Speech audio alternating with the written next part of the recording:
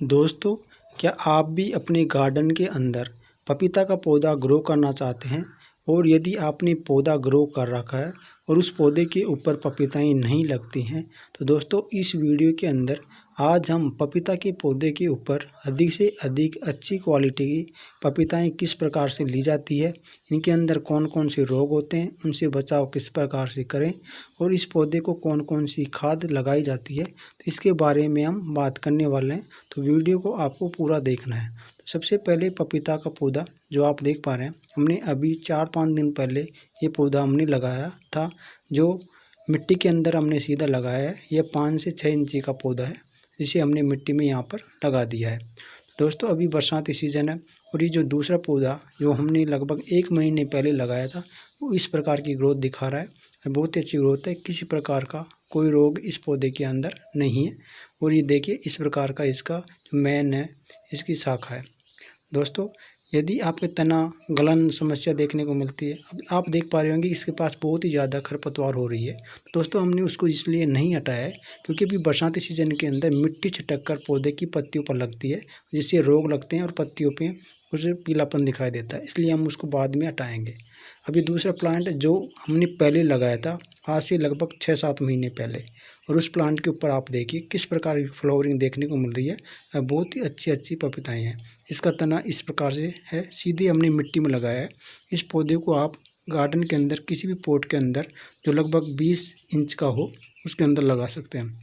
कुछ पौधों के ऊपर इस प्रकार के रोग, पत्तियाँ सिकुड़ जाती हैं और आपके पौधे के अंदर पत्तियों पे इस प्रकार के रोग लगते हैं और पपीताएँ नहीं लगती हैं, 1-2 पपीताएँ लगती है। और अच्छा जो पौधा होता है उसकी पपीता के पौधे की पत्तियाँ कुछ इस प्रकार की होती हैं, जैसे कि आप देख पा रहे हैं इनमें किसी प्रकार का रोग नहीं है और वहाँ पर ये पपीताएँ इसी प्लांट पर लगी हुई है, जो आप देख पा रहे हैं। तो दोस्तों इस प्लांट के अंदर आपको क्या करना है, इसके जो फ्लावर होते हैं इनके ऊपर देखिए इस प्रकार के कीड़े लगते हैं और ये कीड़े बहुत ही जहरीले होते हैं, जो आपके फ्लावर नीचे गिर जाता है यदि इससे रस लेना चाहते हैं। तो दोस्तों इनके ऊपर आपको नीम ऑयल का स्प्रे समय समय से करना चाहिए, जिससे कि आपके प्लांट के अंदर ये पपीताएँ इस प्रकार की पीली होकर नीचे नहीं गिरे और आपके प्लांट पर सभी के सभी फ्लावर के अंदर पपीताएँ लगे। देखिए एक फ्लावर है इधर गल गया और नीचे गिर गया है, जैसे कि आप देख पा रहे हैं, बाकी फ्लावर इस प्रकार आए हुए हैं। दोस्तों इस प्रकार की पपीताएँ लेने के लिए आपके प्लांट के ऊपर आपको क्या करना है कि स्प्रे करना है। तो उसके लिए आपको देखिए एक तो परमिट नाम की जो दवा आती है, वो परमिट नाम की दवा बहुत ही अच्छी है। फ्लावर के अंदर आपको उसका स्प्रे करना चाहिए, जिससे कि जितने भी कीट मच्छर इस पौधे की फ्लावर को रस लेते हैं वो इनसे नहीं लें। दूसरा जी इतनी पपीताएँ बन जाती है। दोस्तों पपीता के 2 पौधे होते हैं, एक तो नर होता है जिस पर नर फ्लावर आते हैं और एक मादा। दोस्तों आपने यदि पपीता के ढेर सारे प्लांट लगा रखें तो 8-10 प्लांट के अंदर आपको एक नर फ्लावर वाला पौधा भी होना चाहिए, जिससे कि आपके पौधे के अंदर पॉलिनेशन बहुत ही आसानी से हो। मधुमक्खियाँ इनका पॉलिनेशन आसानी से कर देती हैं और इस प्रकार ये पपीताएँ हमारे प्लांट पर जो शुरू में स्टार्टिंग में आई थी वो लगी हुई है। और एक जगह पर 2-2 पपीताएँ, जैसा कि आप देख पा रहे हैं, एक शाखा पर 2-2 पपीताएँ इस प्रकार से लगी हुई हैं। ये देखिए ये पपीताएँ एक ही शाखा पर इस प्रकार से लगी हुई है। दोस्तों बहुत ही जितने भी फ्लावर आएंगे उनमें सभी में पपीता बनेगी। दूसरा इनके अंदर खाद देने की बात करें तो आपको इन पौधों के आसपास सड़ी गली गोबर की खाद, वर्मी कंपोस्ट, हल्का DAP, पोटास खाद ये देने हैं। दोस्तों यूरिया खाद आपके इस प्लांट के अंदर आपको नहीं डालना है। यदि आप यूरिया खाद इस प्लांट के अंदर डालते हैं तो दोस्तों इस पौधा ग्रोथ करता रहता है और इनके अंदर फ्लावर जल्दी नहीं आते हैं।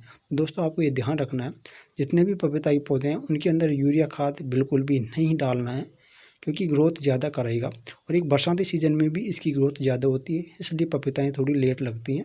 लेकिन यदि सर्दियों का मौसम है और गर्मियों का मौसम है तो उसके अंदर ज़्यादा पपीता का पौधा ग्रोथ नहीं करता है और इसके ऊपर जल्दी इनके ऊपर फ्लावर आ जाते हैं। लेकिन गर्मियों के अंदर इनके फ्लावर है वो ज़्यादा गर्म हवाओं के कारण नीचे गिर जाते हैं, तो आपको उस प्लांट को ज़्यादा गर्मी से बचाना चाहिए और उस प्लांट के ऊपर आपको जो ग्रीन मैट होती है उसको लगा देना चाहिए, जिससे कि आपके जो फ्लावर हैं वो ज़्यादा धूप की वजह से नीचे नहीं गिरे और सभी पूरे पौधे के अंदर इसी प्रकार की अच्छी पपीताएँ लगे और पौधा जो ही ग्रोथ करने लगे तो उनके साथ साथ उसके अंदर इस प्रकार फ्लावर आते रहें और सभी फ्लावर के अंदर इसी प्रकार की पपीताएँ देखने को मिले।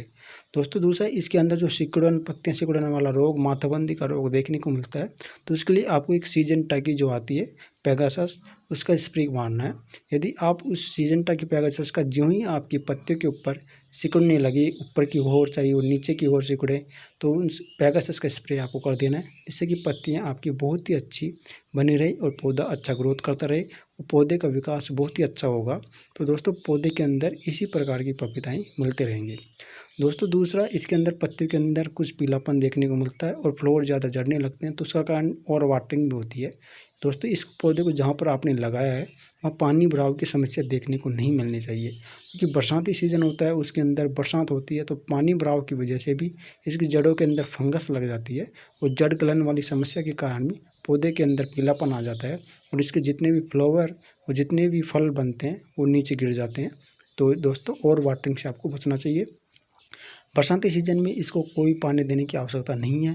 यदि आपको लगे कि मिट्टी आपकी सूख रही है और बरसात नहीं हो रही है, तो उस समय आप इसके अंदर हल्का हल्का पानी लगा सकते हैं और सर्दियों के अंदर 8 से 10 दिन के अंतराल पर इसके अंदर हल्का हल्का पानी आप लगा सकते हैं और गर्मियों के अंदर 3 से 4 दिन के अंतराल पर मिट्टी की नमी को देखते हुए आप इसको पानी दे सकते हैं।